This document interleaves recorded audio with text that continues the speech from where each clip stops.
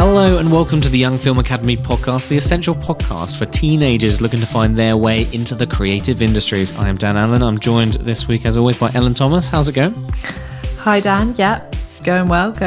Excellent. Are you feeling, I was going to say wild, but wild feels like the wrong word. I think the right word is maybe like a fluffy. Are you feeling fluffy? Are you feeling fluffy? I'm feeling fluffy. I'm feeling like or if you just bring me biscuits all day, I'll be happy. Is your tail wagging? Yeah, is your tail wagging for this episode? Yeah.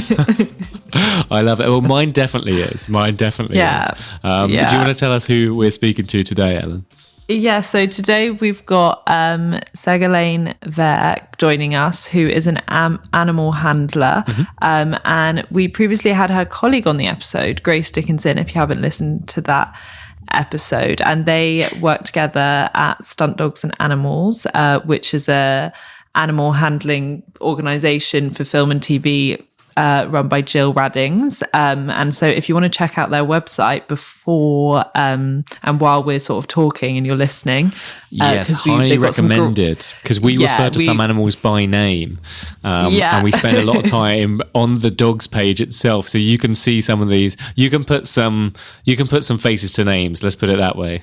Some furry faces to names. It will definitely enhance the experience. But yeah, so Sego has worked on some amazing projects, mainly with dogs. So we're going to be talking a lot about dogs today, but also with some farm animals like pigs and sheep. She's worked on the new Peaky Blinders film, The Immortal Man, Mobland, which is a series, Silo. And she's also working on the new Netflix Pride and Prejudice adaptation, which is coming out soon. So yeah, we can't wait to get into it. Absolutely. So without any further ado, welcome to the podcast, Sego. How's it going? Hi. Yes, very good. Thank you. Thank you for having me. Yeah. Oh, no, we're very excited to have you. This is a very exciting world of sort of film and TV that, I think people just don't know enough about sort of how this works. Do you know what I mean? And sort of all the complicated things that sort of go into it. But I wondered if we could sort of start off talking about sort of your journey into this world. Was film something you always saw yourself working in, or how did your journey evolve into this? Yes, absolutely. I always knew I wanted to be involved in the film industry. It was obvious from a very young age. And animals as well. It was always two things that were a major part of my life growing up. But I took a bit of an unusual route. I didn't start working in the film industry until I was in my mid-20s. I always wanted to work in films ever since I started watching all of my parents' VHS collection. Were there any standout ones like from that VHS collection that were sort of the big inspiration? Homeward Bound, I think, was a big nice. one. Yeah. I love that. Any other sort of big ones? I imagine ones that had animals in it were sort of your favourites. Do you know what? I didn't really have a favourite genre. I think I've watched everything I could possibly watch. Probably watched some films that I wasn't supposed to watch at a very young age. But we didn't have streaming platforms at the time, so it was literally just picking whatever VHS was in the library and putting it into the recorder and this is American History X, and I'm 14 years old. Nothing. So it's all good. But films with animals. I mean, as you mentioned earlier, there's before we started recording officially, you said that animals are everywhere. They are literally everywhere, and you don't start noticing them unless you're actively looking for the animals in that film, unless they have a specific part that was written for them. They quite often will be in the background, dressing in the background. Yeah. Did you have a moment where you kind of connected film and animals and you were like, I can do both of these things together? Yes, I was working as a crowd AD on a film in France called Belle and Sebastian. about a little boy and his friendship with a big mountain dog, Pyrenean mountain dog. And I started working on that film a bit by accident. I was just giving a hand to the team of crowd ADs there. I was on holiday and I just happened to know someone who was working on that film and said, "Hey, would you like to give us a hand?"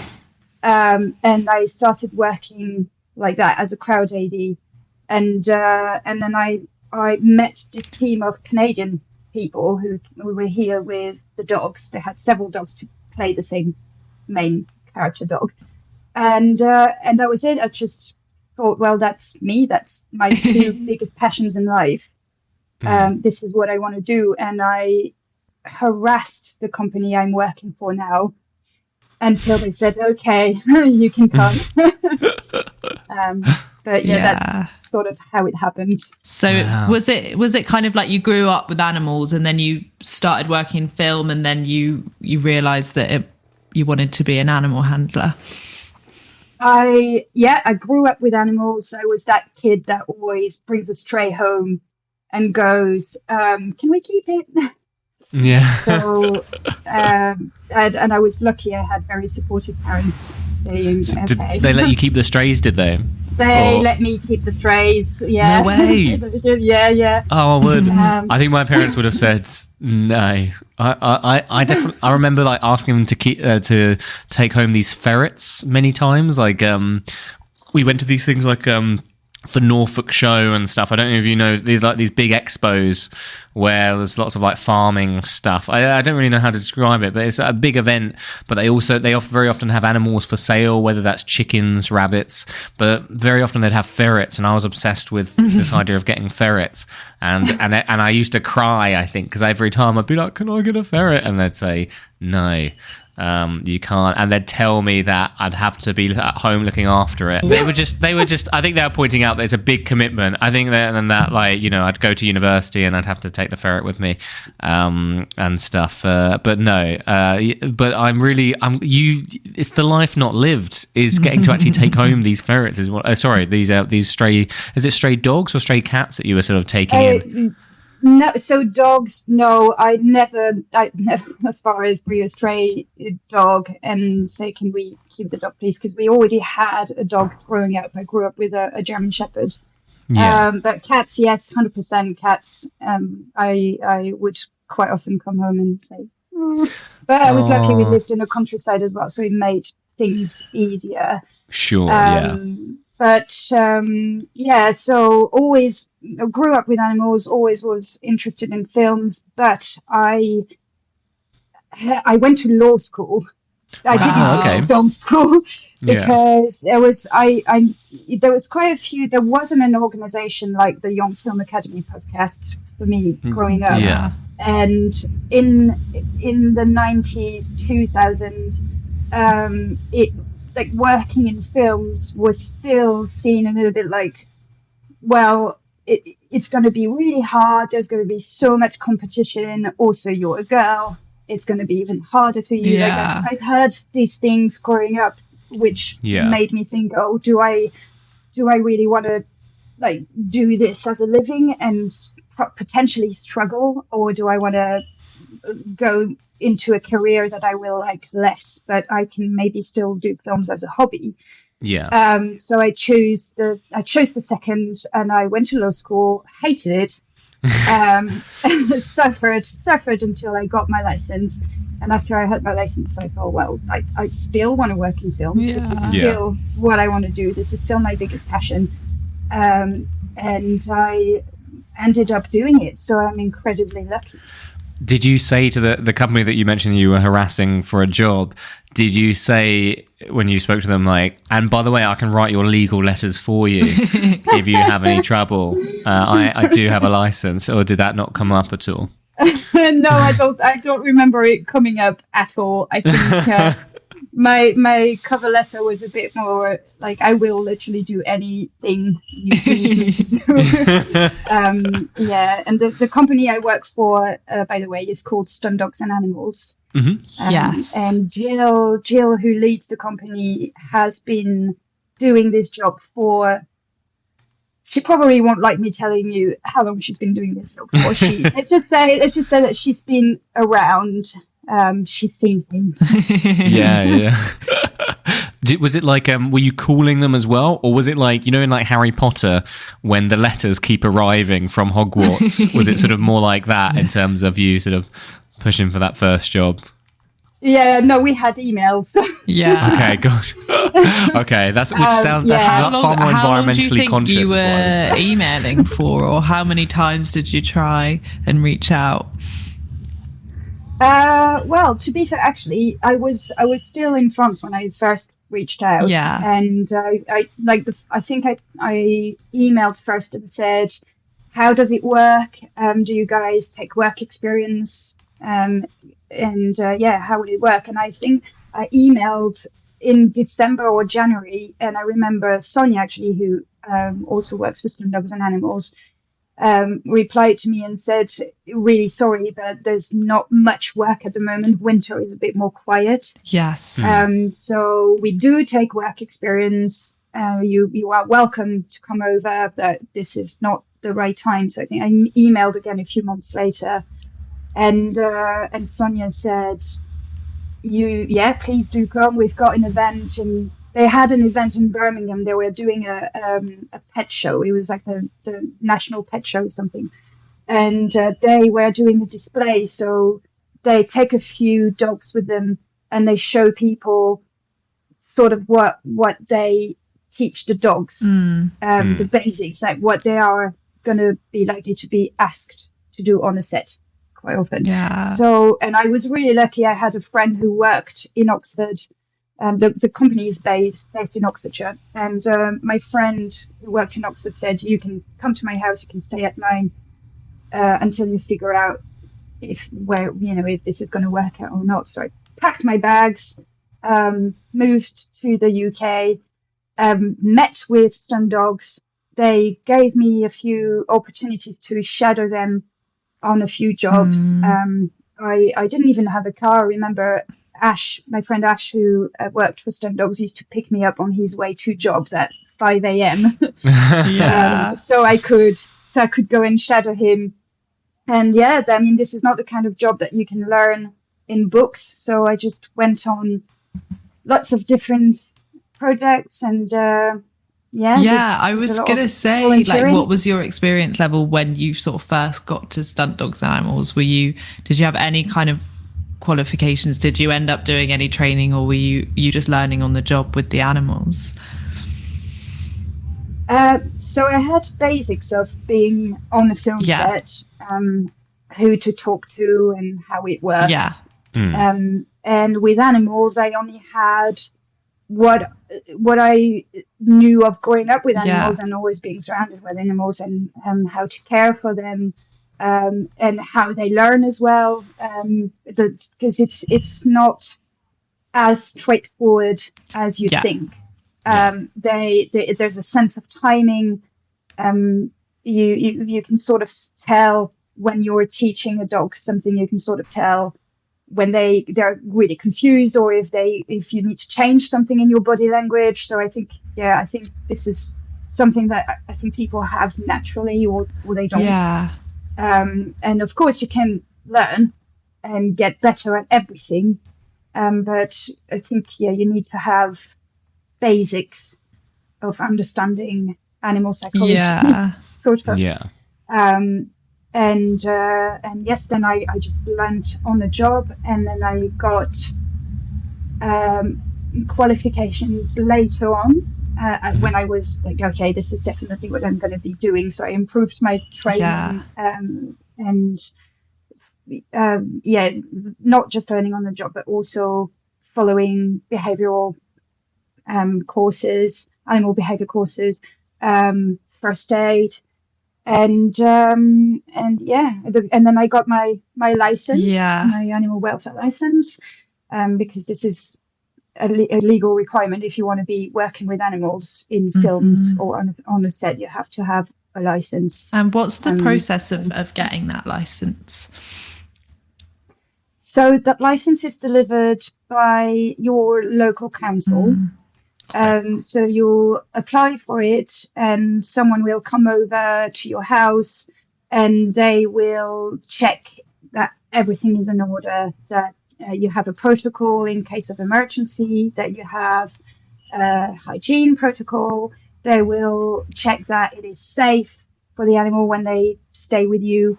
And they will check also your vehicle. That's quite an important one, because we spend quite a lot of time on the road.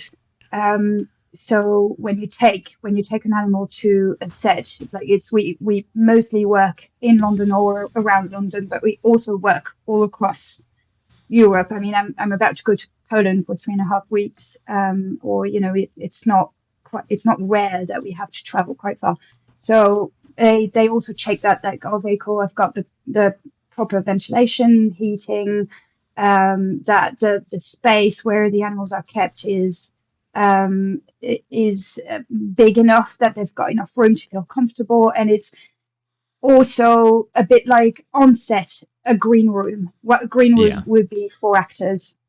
So we always make sure that we are parked as close as we can to the set. So when they call us on set and say, this is your scene, can you come over? The animal hasn't got 10 minutes to walk to get to the location, and can rest between takes as well. So if they've got a bit of downtime, they can go back to their safe space where they've got their favorite bed, water, toys, everything they need to rest properly and not be constantly overstimulated by a busy set environment. Yeah, well, because when they say like getting a license, in my head I was thinking of like getting a driving license. So I was thinking the council might be like, show that you can make this dog walk in a straight line. Do you know what I mean? And like, what are the hazards?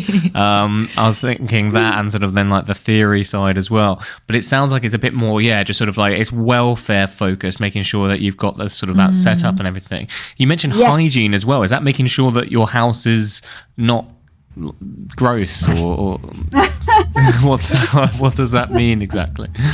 Well, it means let's say I've got 2 dogs with me, because they're going to be on the job together the next day, or whatever. Let's say that, I don't know, they when they eat, you make sure that you disinfect, like everything is properly cleaned, and there's no risk of contamination, bacteria. That just what you would have, just the same rules of hygiene that you would have with humans, I guess. Like you just want to make sure that also if you've got, I don't know, I suppose no risk of contamination. Yes. But also making sure that your house is not gross, just as a general rule of well-being. Just, and is it common for an animal to stay at your house with you before a job? Like, yes, in fact it's pretty much always how like it happens all the time, because let's say your call time is 8 a.m. in South London. That means I will have, if I want to have time to get to the location so that's the other thing when you work with dogs, is that you want to make sure that they are exercised before you get to the set, and they've had time to walk around a little bit, do everything they need to do. So I will quite often leave my house at 4:30 in the morning. I will not ask our lovely dog owners to drop their dogs up to me at 4:30 in the morning. So we'll get them the day before. That would make for one of those, like, I don't know if you've seen those on social media where it's like day in the life of a young entrepreneur, and it's like wake up 3 a.m. and stuff, whereas like I feel like you're living sort of the animal trainer equivalent of that. It's like 4:30 up, first walk with the dog and stuff. It's funny you should mention that, because I try to keep up with our social media, and I had this idea of doing a day in the life of an animal trainer. You should totally do it. And I started recording a few things, and the first thing that I recorded was my alarm clock. My nightstand that read 3:30, and you can see my face be like, why? But it's totally worth it. Yeah, no, you should totally make a video like that. I think lots of people would be super interested. We can sort of reshare it and repost it as well. That'd be amazing. Okay, then I have no choice now. I've publicly talked about it. I'm gonna have to do it. Yeah. You gotta put that money where that mouth is, as they say. You know. Yeah. No, it'd be very cool. Very cool to see that. So you're up. You walk the dog. You then obviously get in the car. And are most shoots in London for you, or is it anywhere in the world and stuff? Yeah, I mean, it can be. It's mostly in and around London. But we have travelled to various places in the past for different things. I mean, Jill filmed in Romania. As I said, I'm about to go to Poland, Malta as well. Mm-hmm. There's quite Greece as well. I mean, we can travel everywhere that's needed. Yeah, but it will be mostly around the UK, Ireland, Scotland. We did Outlander in Scotland. Gotcha. So you often having to fly with animals as well. I've never flown with any animal. How do you do that? Can you like just register them as an emotional support animal so they can like sit on your lap? Or I imagine there's a whole legal thing simple. With it. Yeah. It's very complicated, and luckily we don't have to do it often. It has happened a couple of times, but so there are a few. You can't fly with an animal with every company, and you can't fly with an animal from everywhere either. So you might need to take a train or to drive to another country in Europe, and then you can take a flight that allows animals on the flight. And I wish registering the animals and emotional support was that simple, but it's not. So there will be loads and loads of safety measures and welfare measures, so the animal travels can fly safely, but no, luckily we don't do it very often. And like, for example, Poland, where I'm going to very soon, we drive. And I see. Okay. We make sure that we have loads of time to get there safely. Yeah. And it's actually quite fun. It's a nice road trip because now I've done it a few times now, so I always make sure that we stop in dog-friendly accommodation with lots of great nature reserves around, and the dogs can have loads of exercise between the time that we're traveling. So Yeah. No, because I was thinking, do they, when you fly with animals, do they go in like the hold with just the regular luggage, or is there like special animal compartments? I don't really know anything about. If they're not traveling in the cabin with you, they will be in a crate that is specifically designed for it in a special compartment of the plane. So it is all well thought. Yeah. That must be very scary if you're an animal. You're just like in this sort of like dark enclosed, but you got no idea what's happening. Very noisy as well. Again, that's really not a favorite thing. We not because it's unsafe and everything, and also we've never had to go so far that the animal would be for hours and hours and hours without going out. Like we would, if we were required to do something like that, I don't think we would say yes.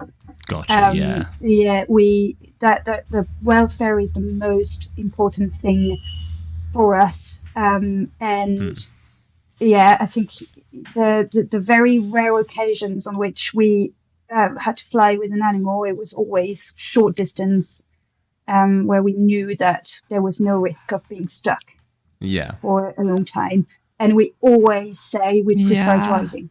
We prefer driving if we can. And so that's not something we do. And we also have in the past been asked to fly without any animals, to supervise animals that were locally sourced. Yes, gotcha. So that is also making things a lot easier. Okay. So, Very cool. So it just building upon this sort of almost day in the life of thing. Is the dog like? Are they excited for a walk at 4:30 because they're like walking's their favorite thing? Do you know what I mean? Or are they like their sleep schedule? Man, we just snooze for a bit long. They're always excited for a day at work. I thought they might be. And then, so the dogs that we work with are very, very carefully selected. Interesting. So that's the temperament of the dogs that we work with is we only work with the happiest dogs that absolutely love training, love learning new things, and thrive in a different environment, a busy environment like a film set.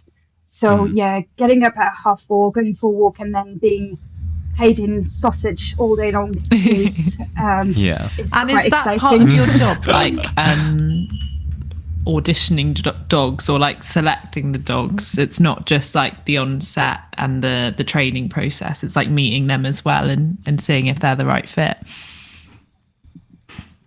Yes, exactly. There is a lot of behind the scenes that you don't realize when you see a dog in the background for like a split second on screen. That behind that split second on screen, there is going to be a whole lot of things happening. So the first step is recruiting the animals, whether it's dog or cat or farm animals or any animal that we're going to work with.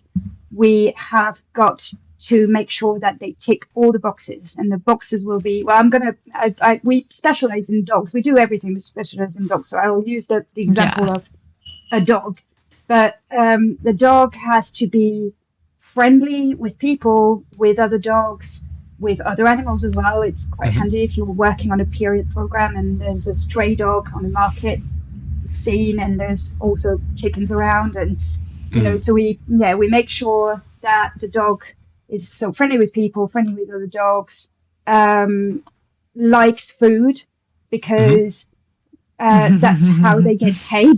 And they have to be food driven because that's our reward system. So if the dog is a bit nervous and is not so interested in training or doesn't really like being in a different environment, we walk away, because it's not going to be, if it's not going to be fun for the dog, there's absolutely no point. What I'm gaining from this in particular is learning that I'm maybe meant to be a dog on screen. I feel like I'm like, this sounds like a sweet deal. Do you know what I mean?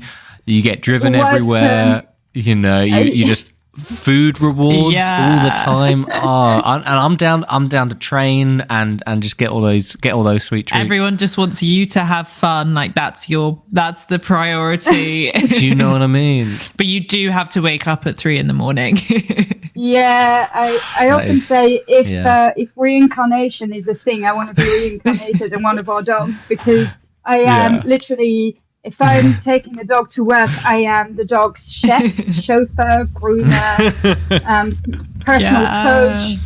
Yes. And you're a film star. And they're a film star, and they get like attention and cuddles and amazing.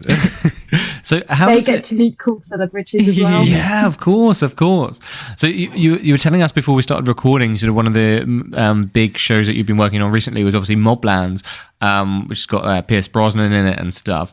Could you talk us through like the animals that you used on that show? And do you always have like 2 for 1, if that makes sense? Because I know like with young kids you often have like doubles, twins would often be used, so they can use the back of their head versus the front. Or is that the same process with animals as well, or? So it depends. The short answer is no, unless you're doing a commercial where you will have a backup dog. Then we will always bring 2 animals. But for films and TV programs like Mobland, you mentioned Mobland. No, it's always the same dog. Yeah. Unless there's going to be a humongous amount of work and hours required from the dog, then in that case you'd probably want to have a double, an exact match. But most of the time it's the same dog, which is also quite cool because that same dog gets to develop a relationship with the person who played their owner, and on-screen chemistry. On-screen chemistry, yeah. It's quite a big one, and usually it's quite nice because you turn up. Most of the times you turn up on set with the dog, and there's an introduction between the dog and the actor who's going to play the owner, and they're always so happy. I get to have a dog, and most of the time they'll also be really. They'll be good sports because they will include in their acting, in their scenes, how to also interact with the dog, which is not always easy. But most of the time they are quite good at, give me sausage, I'll pay. Do you give them treats to give the dog? Or do you make sure they always come from you, so you're the ultimate food source and money source? That's a really good question. So it will depend on the action. So most of the time, yes, we will be behind camera giving the dogs instructions because we train them ourselves. So when I'm going to digress a little bit, but it will give you a good idea of how it works. But when we recruit a new dog, we will spend a minimum of 3 weeks with that dog at our house, or taking the dog to film sets to get them used to a new environment, and we will do all the training ourselves. So going onto a mark, taking and holding positions onto a mark, taking eye lines, keeping eye line to a camera or to a specific point, barking on command, looking like they're asleep. Like there's a whole range of behaviors that we will teach them, because every behavior is a trained behavior. You can't put a dog on a set and get the camera rolling and expect the dog to just do what's scripted. And even the tiniest thing, like can the dog look bored, that also will be a trained behavior. We'll put a head down and we'll get the eye line at a specific angle so it looks like the dog is asleep and bored.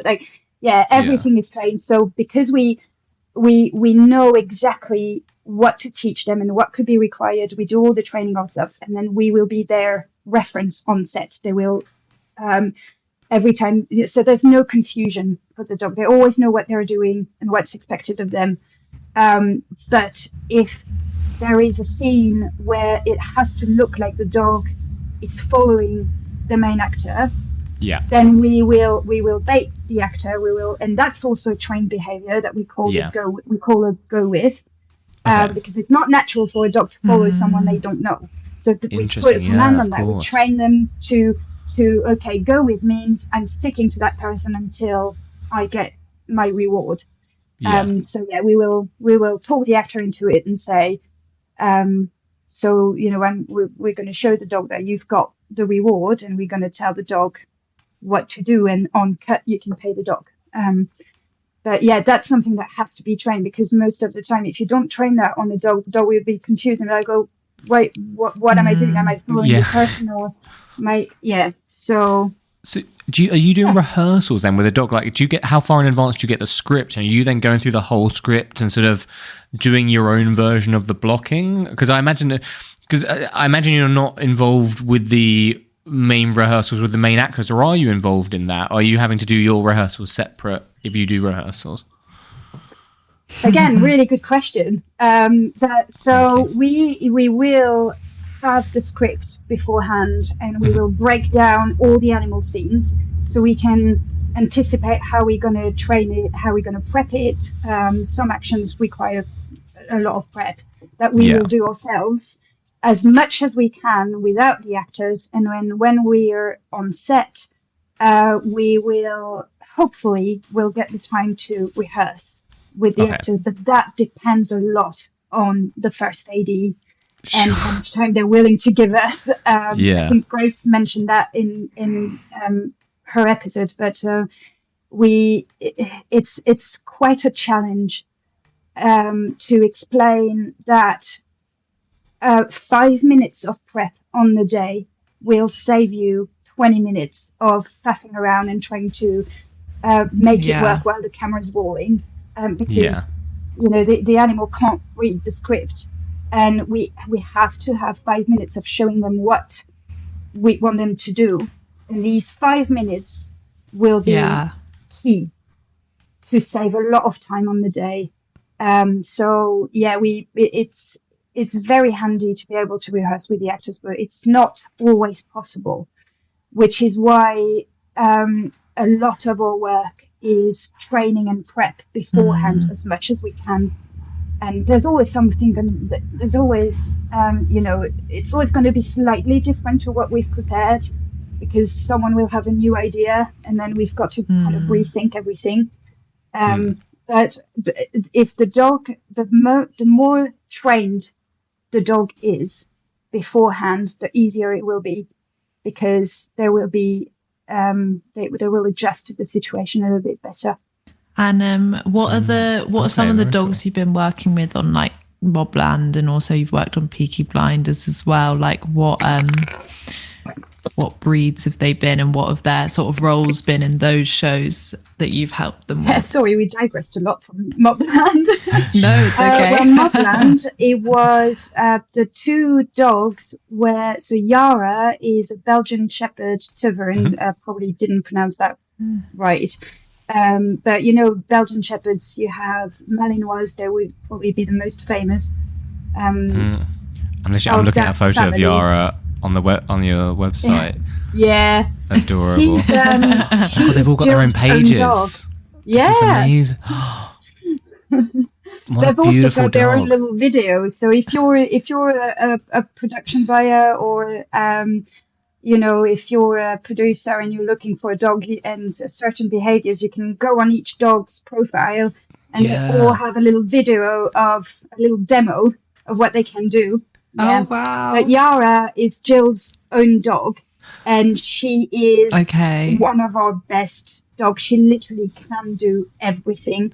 Really? She's the perfect film dog because she can be a family dog. She's the most affectionate dog ever. So she can be a family dog. She can be around kids and just be a pet dog. And she can also be a ferocious dog that will attack the bad guy, or and she has done so in a couple of films. Well, actually more than a couple, but she's got range. Yeah. She's done quite a few action films where she's got fight scenes, and she can go from being a dog attacking someone to being just the softest dog. I'm looking at the list, because you got like the list of skills, and it's like the list of all the things that Yara can do. Was it go to a mark, sit, walk backwards, speak? What does speaking mean? It's bar. Okay, gotcha. I'm afraid it's not like a whole speech. Why hello there? I was like, why haven't we talked about this? Crawl on stomach, those. There are dogs speaking Sit up now. and beg. That sounds amazing. Play dead / asleep, down, stand, head shake, hides eyes, takes a bow. That sounds very impressive. And puts feet up where to. Oh my God, the list. Oh my God, there's more. I needed to scroll down. Go with an actor off lead, stand on back legs, circle, chase tail, takes and holds eye lines, stay. Oh, what a skilled dog Yara is. That's amazing. So where do they all live? Like, obviously, you mentioned Yara is Jill's dog. Where are the rest of them the rest of the time? Do they belong to like random people that then get paid every time the dogs are used in film, or? Yeah, exactly. So we don't have kennels. So the dogs, most of us, like Jill has got two dogs. She's got Yara and she's got Bree. And then the other trainers in the company will have their own dogs. Yeah. But we also rely on so many owners with their own pet dog. And we are so grateful to them because they trust us with their babies, and we couldn't do it without them. They're brilliant. They're amazing. So some people will approach us and say, I think my dog would be perfect for the screen. And then we will assess the dog. So the whole process I told you about, assessing them in a different environment, making sure that they enjoy the training and that, they will like being on the film set. And also we try to rescue as much as we can. So we are in good contact with Battersea and other rescues, and when they have a good dog coming in that ticks all the boxes, they'll give us a call and say, would you like to come and have a look at this dog? And we then find them a forever home. So we will do the training and find them a forever home, and so Jill will look after the fees to cover vet and food. And then we then take the dog to work, and they have a second life as a film dog.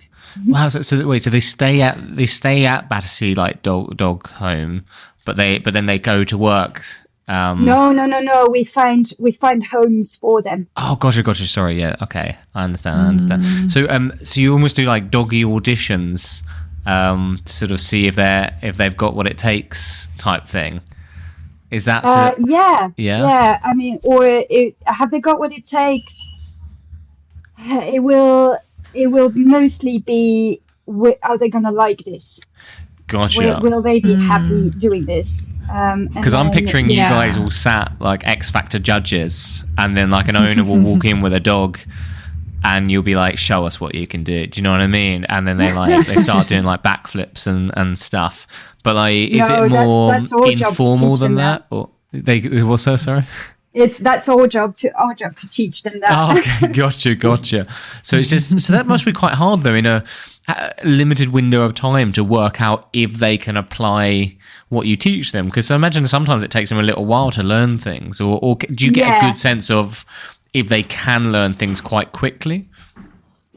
So you see it straight away when a dog is going to have what it takes. It's in their personality. If they're outgoing and they're brave, they're bold, they're curious, and they're, again, comfortable with strangers and in different environments, then you kind of see it straight away. Okay, you're going to be a good one. And you start doing simple things. You'll ask for a sit or lie down, and depending on how responsive there will be, you sort of think, okay, you're definitely going to like learning new things. And then as to when we have the right dog that ticks all the boxes, then it will really depend. Every dog is so different. Like my own dog, I taught him to hide his eyes in one day. But then for another dog, it might take 3 days, it might take 4 days, it might take a week. They will also, it will be they will learn differently as well. Something that works for one dog will probably not work for another. So you've got to be really creative with how you teach a dog something new and something different. And that's why it's so important that they spend time with us, so we can get to know them and try different things and see what works and what doesn't work, and then think of different ways. I was going to ask you if you had your own dog, and if, which one's yours? And if they were in anything. I've got my own dog. His name's Java. He's a collie cross Australian Shepherd. Is he on the website? He's not on the website because he, unfortunately, is not a good film dog. No. He's a cracking dog. He's a brilliant dog. He loves learning, but he's not comfortable with strangers. It will take him a bit more time to be comfortable around strangers. So unfortunately, not suitable for films, but he does scent work. I do scent work and other things with him. So he's what's scent work? Yeah, what does that mean? Scent work is, when you see these detection dogs. Yeah, it's like that, but we just do it for fun. So he's trained to recognize and search for odors in very different scenarios. And then so he'll be. What trained sort of odors? So in the UK, they work with 3 different odors. It will be clove oil, gun oil, and truffle oil. Interesting. I was thinking, if you could get them to can they smell money, and then you just get them follow them, and then just see if they can find any coins and cash that's been dropped by people. I'll be like, time to go for a walk, see what you can do. Yeah, well, I'm sure they can. You can get them addicted to any kind of odor you want. You can train them to find any kind of odor that you'd like. Like truffle is quite a handy one for me, because when I go back to France, I'd like to maybe one day. We're not there yet, but I would love for him to be able to find truffles. Yeah, that would be really cool. Oh, you can make truffle fries then, or truffle sauce and stuff. Oh, don't! It's nearly lunchtime. I know. Oh man, I shouldn't have said that. There's some quirky looking dogs, by the way, on the website, isn't there? What's Wiley been in? Have you worked with Wiley before? Oh, Wiley! What an interesting looking dog. Wiley is a rescue from Battersea, actually. He's wow! He's one that, and Wiley went to live with Ash and his wife Beth. So he's got quite a good career. He's so weird looking. It's the underbites. Yeah. Are you on the website, Ellen? Are you? Oh yeah, I found Wiley. I was like, I've got to get my eyes on Wiley. Wiley's got his own Instagram. Oh, does he? It does not surprise me. He is beautiful. I love a non-conventional looking dog. Those are my favourite kinds. Yeah, Wiley has got such a personality as well. He's got quite unique traits, like not just the way he looks. He will do really funny things, like he'll crawl backwards. He's got the highest jump, like he's like on springs. Really? He does an ow. That's wow, impressive. That's on his skill list. He sings.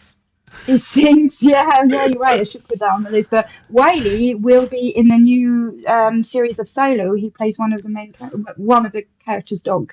Wow, amazing! That's very exciting. I actually know a few people that worked on Silo and sort of in the AD department and stuff. Cool. Yeah, I've heard about it. We're going to have to get them on the pod actually. But yeah, no. How was Silo to work on? Yeah, amazing. I mean, it's I read the books. And I was really excited when I found out that we were going to work on the series. Yeah. And well, I can't say too much about it because the dogs. I had a Labrador on the previous series, and I've not seen it yet, actually. Is that Suki or a different Labrador? Yeah, that was Suki, yeah. Oh, you're on the website, sorry. I am, yeah. I'm feeling like a master. I'm like matching it up. It's like Guess Who. Yeah. So every time you mention a dog, I'm like, I reckon that's, Suki. You must be talking about Suki. I want to know what Chico's been in. That's the Chihuahua. Oh, okay. So Chico is also a rescue. Oh, amazing. And he was, it's a shame, he went home yesterday. He was with me because he's working on the big top secret thing at the moment. I'm not allowed to Chico say gives anything. that vibe. I've signed a very strict NDA, but when it comes out, you'll be okay. That was it. So I will let you know. That's exciting. Yeah, maybe a Hotel for Dogs reboot or something.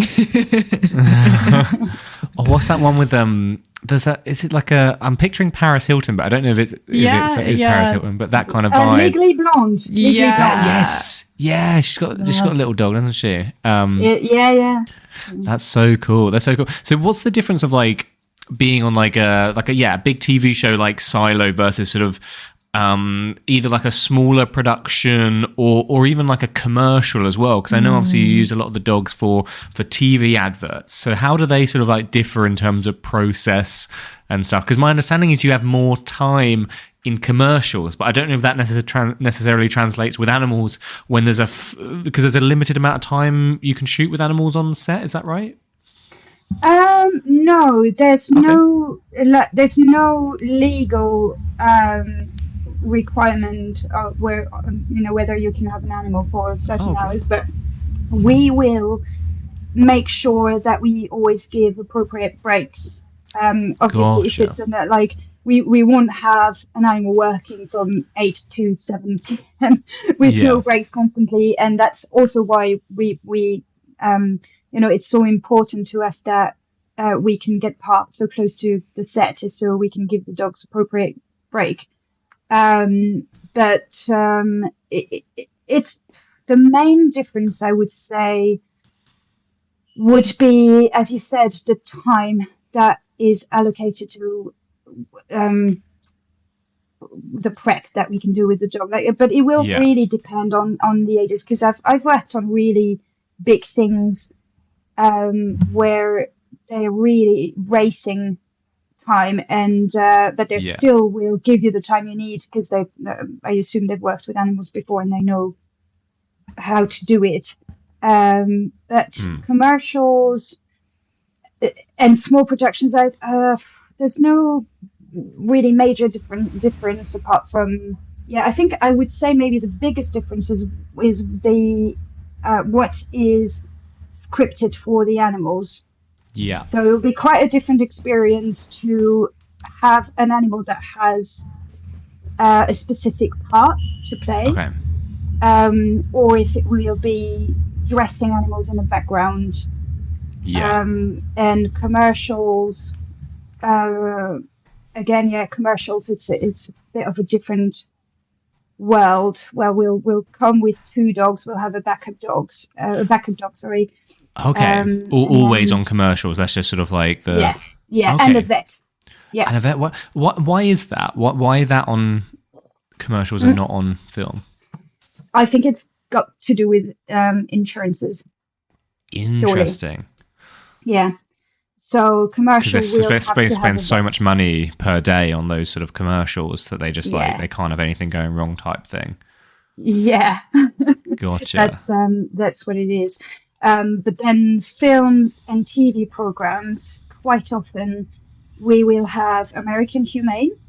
Okay. American Humane Associations. There are the ones who say no animals were harmed during this filming. During the filming of this project, and we love having them. We love them there. So they will back us up when we have a request that is that we're not willing to do. They will back us up and say, no, you can't do that, or you cannot ask for that, and they will sort of set safety guidelines. So for animal welfare, and it's pretty cool to have them with us on set. Yeah. And does that amazing happen? Like, how often does that happen when there's a request from a director or someone that you can't do? Again, luckily, not very often. But we, if it will be more a case of saying.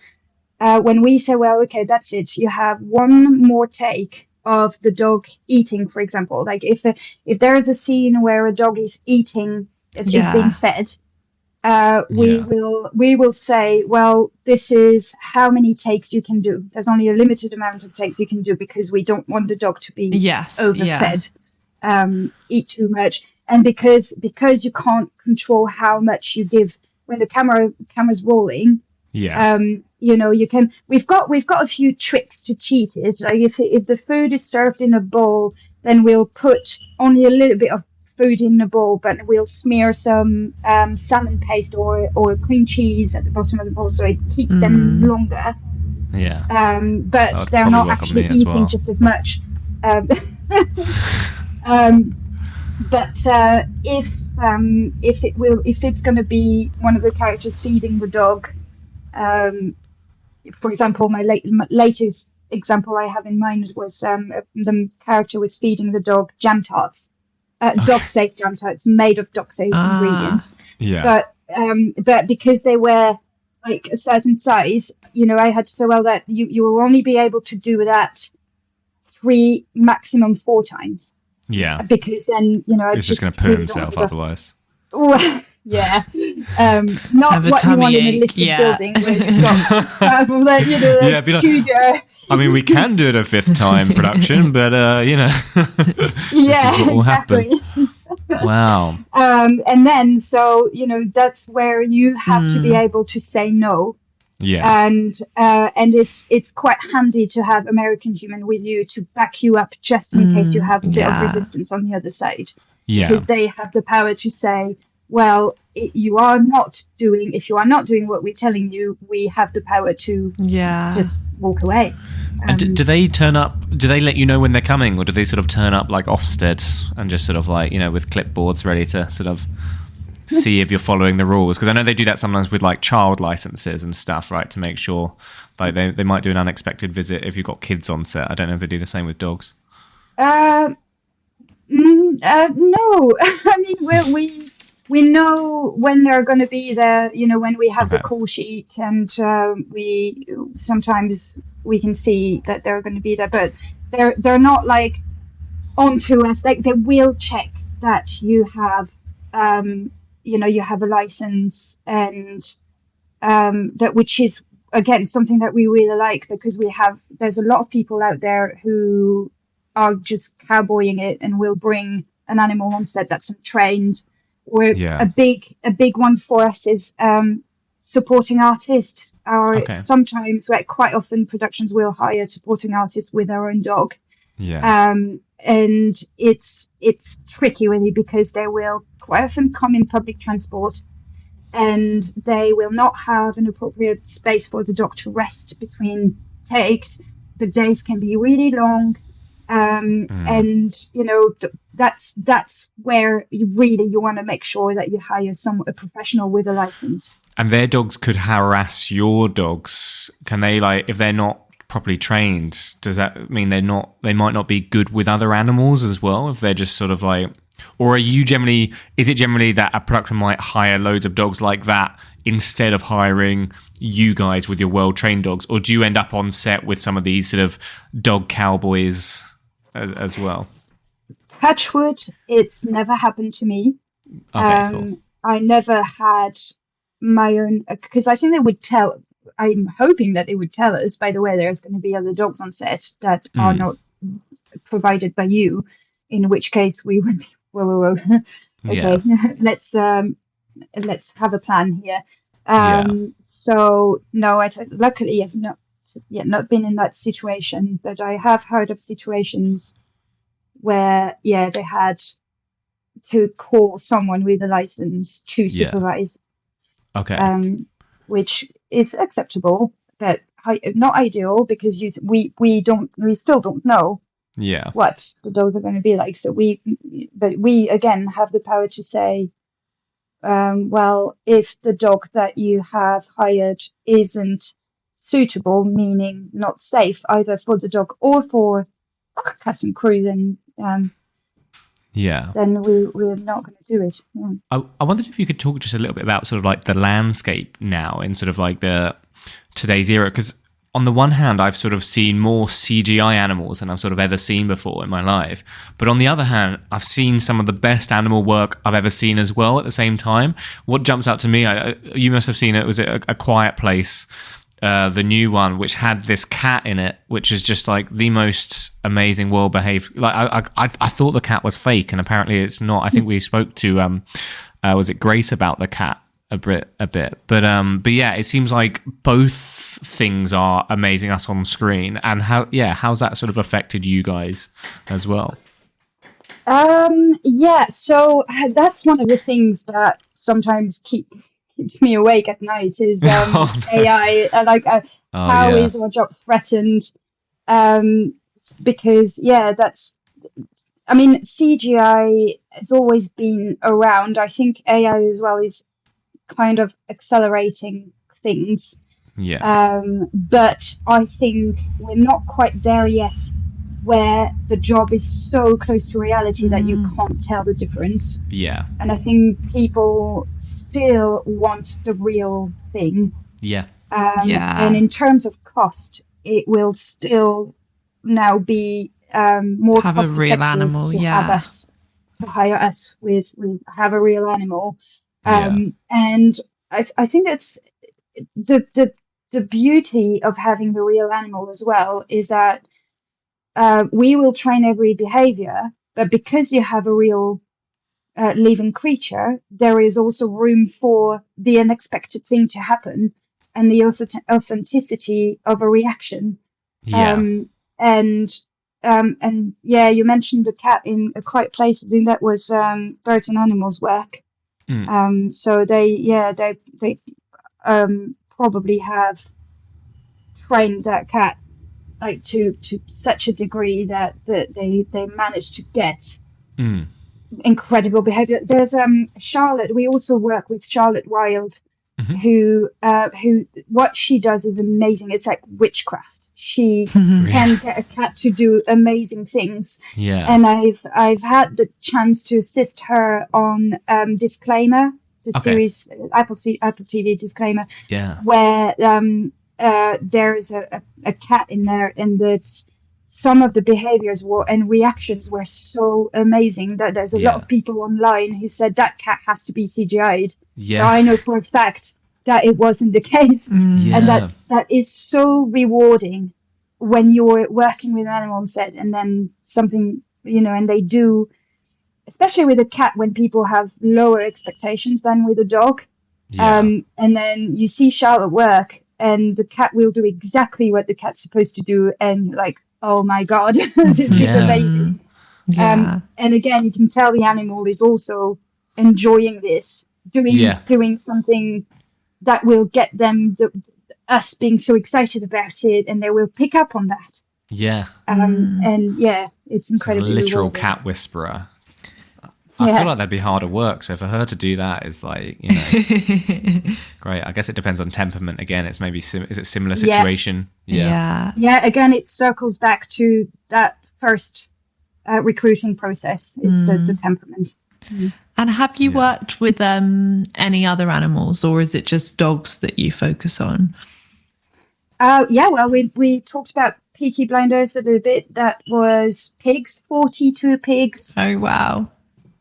For a week of shooting. That was very challenging. Definitely a career highlight. I didn't think I would say that, being knee high deep in pig shit. A career highlight. But this was like one of the best time of my life. But it genuinely was. Yeah. Do they just call you and say, "Can you do 42 pigs?" And then you guys look at each other and be like, Yes. And then you have to become pig masters overnight. Like, how does it work? Like, you must get requests for animals you've almost never done before as well, I guess. Like, well, we do everything but horses. And I do mostly dogs and occasionally farm animals. But everything else, we will contact experts like Grace. Gotcha. But the pigs, so the pigs, massive credit to the farmers, Richard and Polly, because they had the pigs, again, like you wouldn't imagine the amount of work prior to what you see on screen, because they had all the pigs living at their place before filming to make sure that they would be comfortable around lots of people. We knew as well beforehand there was going to be screaming in one of the scenes, and they had to be comfortable with loud noises. And so, Richard and Polly did an amazing work getting these pigs comfortable around people, being handled, the proximity of human beings around them in their enclosure, like all these things. And again, recruiting process, we only had females for this because they are a lot more quiet. and that was They don't gonna oink be as very much. Less handy. rowdy. Yeah. Yeah. Literally, when you said they had the pigs like living And a at their bit place, calmer. I immediately started visualizing these pigs like laying on the sofa, watching TV, sitting on the chair, just eating some food at the dinner table. Yeah. Do you know what? I wouldn't even be surprised because they put so much heart into the training that I wouldn't even be surprised if they had some of the pigs, in the guest room. on the sofa.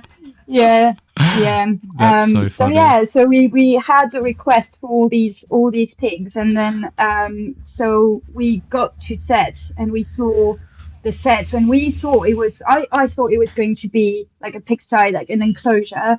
Yeah. But it turned out to be a massive abandoned warehouse. Wow. Okay. And the challenge was having all these pigs. Like if you put 42 pigs in like an enclosure, it looks like you've got a lot of pigs. Yeah. But you put these 40 pigs in a massive warehouse and it looks like you've got 3. Yeah. And that was kind of the challenge. It was to have the pigs in shot all the time, and you can't, like, pigs, they do what they want. You can't, they are so clever, they are incredibly smart, but you can't ask them to go to a mark and stay. Like not all 42 of them at the same time. You could probably do that with one pig that you would be dedicated to, and they got nothing on Yara, basically. Their skills list. Hide your eyes. Oh no, my legs are too short. So that was a challenge, but it was pretty amazing. Have you seen the film? I haven't seen the film, but I want. I think Ellen's been watching. Have you been watching the TV show, Ellen? Yes, I have. I never watched it when it came out, but I'm watching it at the moment. So I think when I finish that, I'll watch the film. Yeah. I think we're both very excited about Pride and Prejudice, which I know you sort of worked on as well and stuff. Does it have any pigs in it? It does not, but we had goats and sheep. Nice. Oh yeah, I was going to ask about sheep because I was like, do you need a sheepdog as well to like help? Such a good question, Ellen. Well, that's that. In fact, Pride and Prejudice is a good example because there was a scene where they wanted sheep and the sheepdog to run the sheepdog, and we said yes, we can do that, but they ended up, I think, sourcing someone else, a local farmer with his dog, his actual sheepdog. Sheep. We have a brilliant border collie who could absolutely play that part. So but that going back to farm animals, we have, like, again, Richard and Polly will spend a lot of time training these animals, being led, like wearing a halter and being led, and that also we will prefer to be in costume handling our own animals, because you'd be very surprised. Like everybody wants to be walking a dog or walking a goat on set, but you'd be very surprised at how many are actually capable of not letting go, or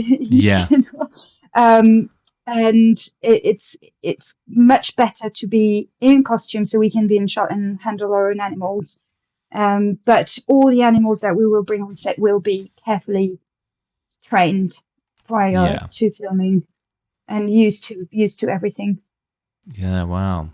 That's so cool. Yeah, I mean, what's the hardest animal? Because I was thinking, some of them sound quite tricky. Obviously, some of them require sheepdogs. The pigs won't go exactly where you want them to if you're trying to set them up as like extras and stuff. What's sort of the hardest animal you've ever had to work with?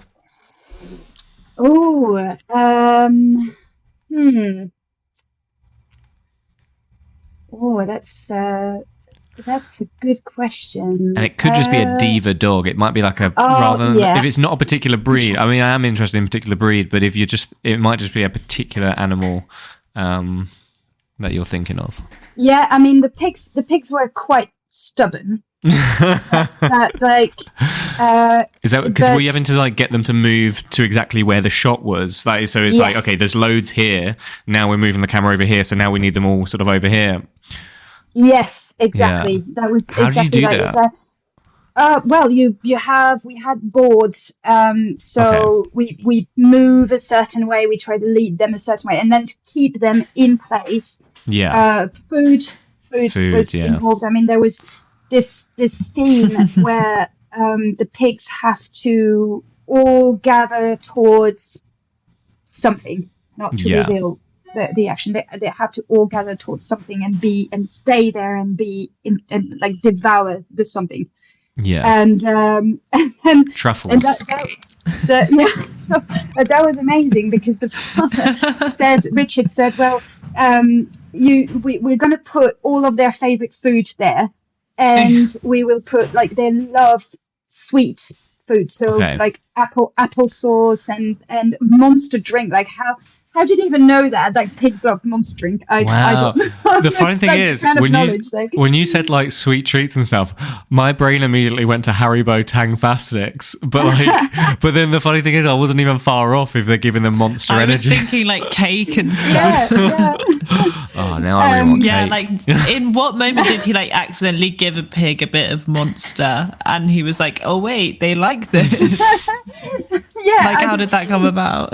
Yeah, I mean that's certainly something I'll have to ask him. I think at the time I was a bit oh my god, how are we going to do this? I was so lucky. I had such an amazing team around me to think of. But yeah, the pigs just logistically was a challenge. Yeah. And then certain breeds of dogs, as you said, like some breeds are a bit harder, like hound types are generally a little bit harder, because they are generally speaking a bit more nervous. But when you have a really good one, we've got Poppy on our website.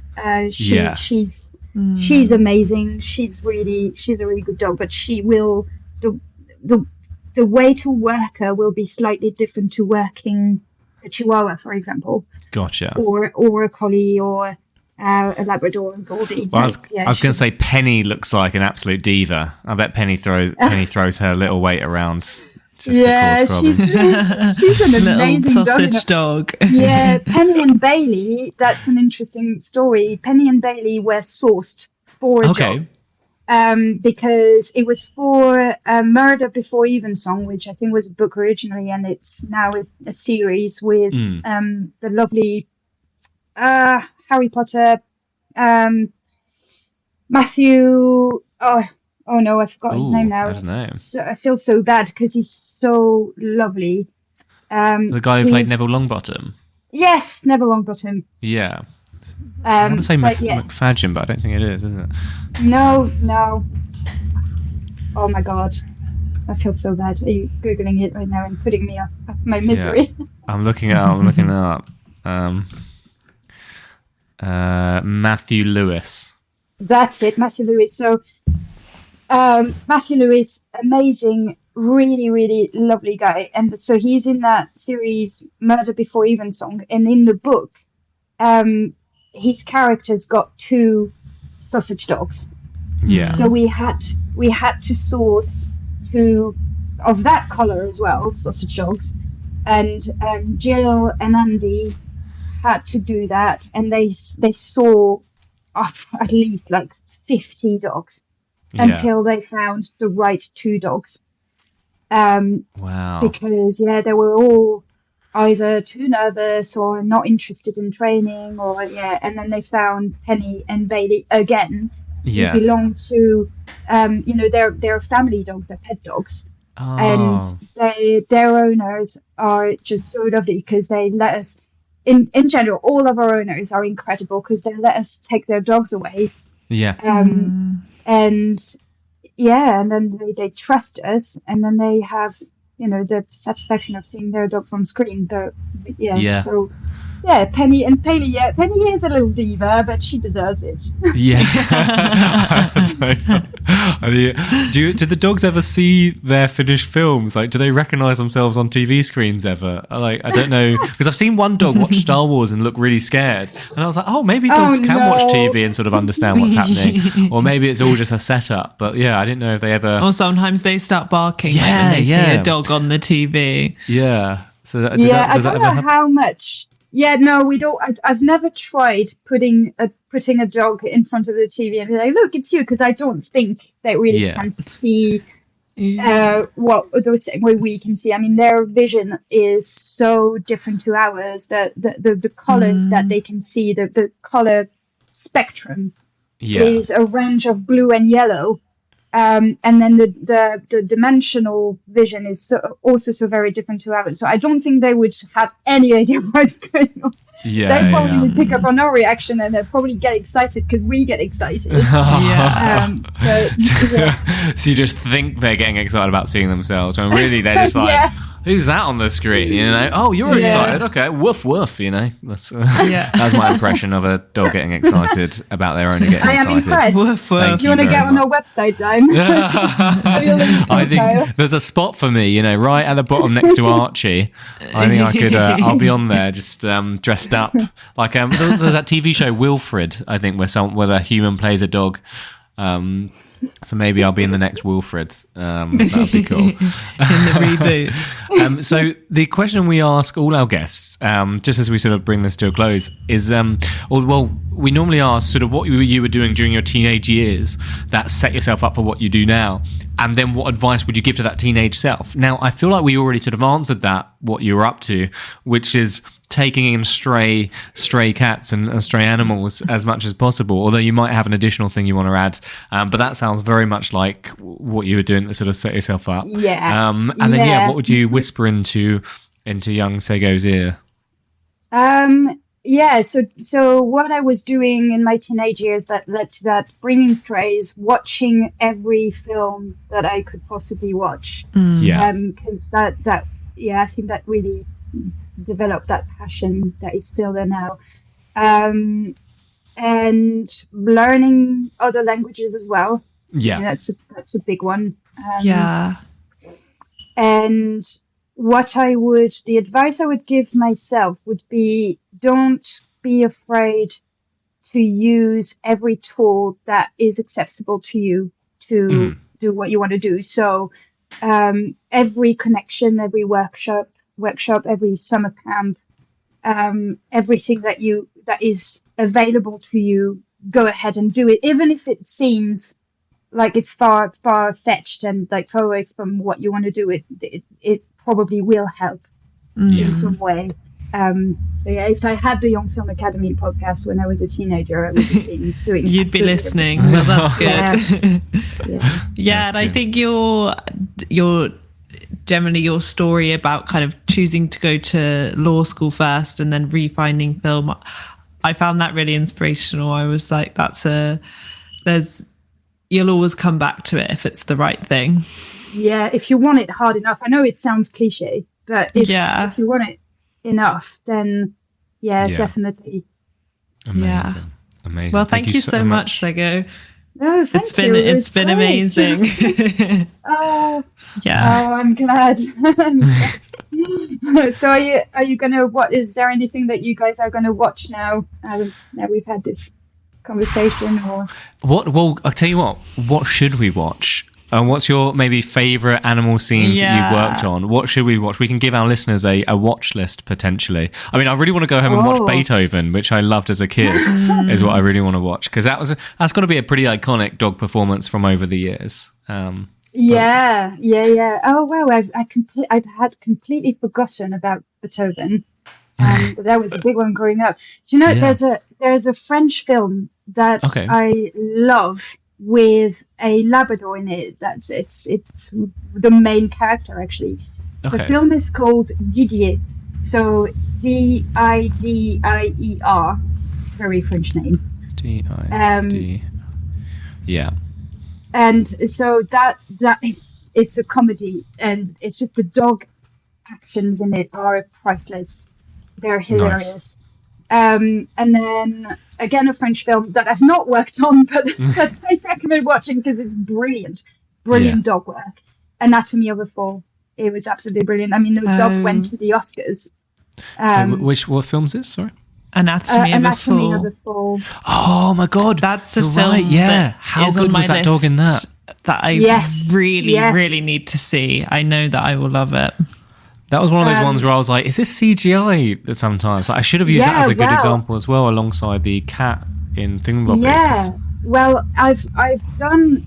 I'm lucky enough to have had a long chat with Laura, the trainer. It's also her own dog. Wow. And it's amazing the way she did it. And again, a lot of prep and a lot of rehearsals. But she trained her dog to have his tongue hanging out when he's lying down on his flat to look like really sedated. Yeah. And then his eyes were CGI'd. That's the only thing that they did CGI. Okay. Because his eyes are kind of like rolling and look a bit like foggy. So they did CGI that, but they had a little water pump that was placed underneath his head to make it look like he's throwing up. And interesting. So he was trained to also be floppy when he's picked up. You can train a dog to do that. It's like most dogs will stay upright, but you can train them to like flop and be a bit interesting. I wouldn't even know where to begin on that. Do you know what I mean? That's like, do you have to start doing an impression? No, like this, and you're sort of like flopping yourself. Yeah, well, it's all a question of timing. It's to mark the behavior when they're doing it, the second they're doing it, to make it very clear to them that yes, that is exactly what I want. And you are being rewarded for that. So timing. But Laura is incredible, and she spends so much time training the dog to do that, and it looks. I think she had quite a few people coming to her saying, "This is horrible. This can't be. There's no way that the dog is not sedated for this." But no, he was not. Like, she literally trained him for every single of his behavior. Yeah. And she proved it by showing it on live TV as well and doing interviews and like, no, look, he's doing it now. So, it's pretty amazing. I forgot, that'd be so funny. Imagine like live interview, she tries to get them to do it and they just won't do it at that moment. And it's like, oh no, you're live on TV. The pressure. But that's the good thing about animals. They have no idea when they're working with a massive celebrity. They don't know. Yeah, no stage fright with like being with Pierce Brosnan or what's it? I'm trying to think of the there's loads of big actors obviously in Peaky Blinders as well. And the pigs, I assume, didn't care that they were on screen with, like, were they with Cillian Murphy or were they with Cillian Murphy, Tom Hardy? They were, well, Tom Hardy isn't in the film, but I've actually worked. I've actually spent a whole day with Tom Hardy recently and a Staffordshire Bull Terrier for Mobland, and really nice. And Cillian Murphy and Barry Keoghan were the two that were amongst the pigs, and they were really good sports as well because they had again, you'll have to see it, but they went for it. They were right in there in the So they were brilliant with the pigs. Superb.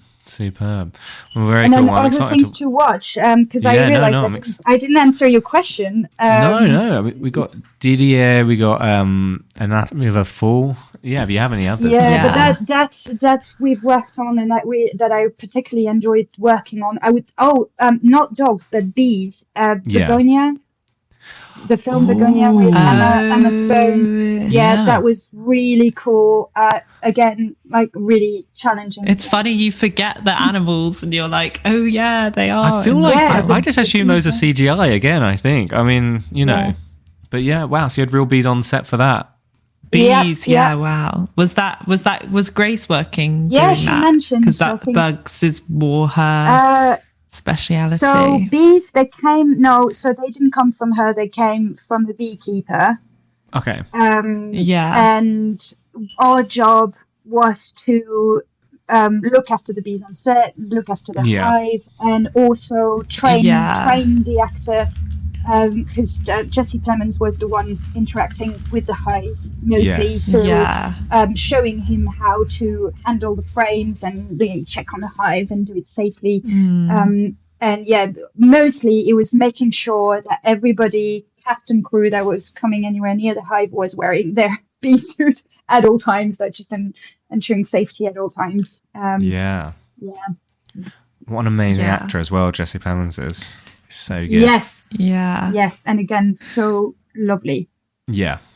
That's good to hear, actually. That's really lovely. Well, I think those are some good recommendations for some animal stars. Yeah, thank you. And all good films as well, from a film literacy perspective as well. So our listeners will be enriched on both an animal front and a filmmakery front as well. So, no, thank you so much. And thank you so much for your time. It's been really, really wonderful. So, yeah, thank you. Oh, well, thanks again for having me.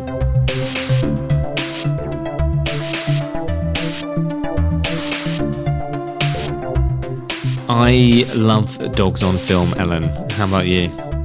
Yeah, I've been sort of just back of my brain just been running through all the dog appearances from all the films I've seen over the years. Can you think of any that particularly excited you? Thinking of, I think it's either Meet the Parents or Meet the Fockers, quite an old film, but I think there's a dog that almost gets flushed down the toilet. Oh, yeah, it rings a bell. In like he's got like the dad, I think it's Robert De Niro. Is it Robert De Niro? Yeah. Has a camper van, like a massive, like premium grade camper van, and he's got.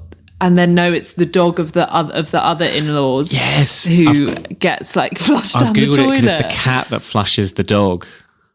Oh, the cat flushes the dog down the toilet, which is a great bit of cross-animal drama interaction in a way. I think those animals definitely would have need to have been tested on their sort of interaction and chemistry beforehand. I think. No, 100%. Well, I guess they've got to be docile and pretty chill, as Sego was sort of saying, which sounds like quite a big bit of the process. Obviously, that selection. Well, I think they need to be friendly and energized, wasn't she saying? I thought, but also ready to learn as well.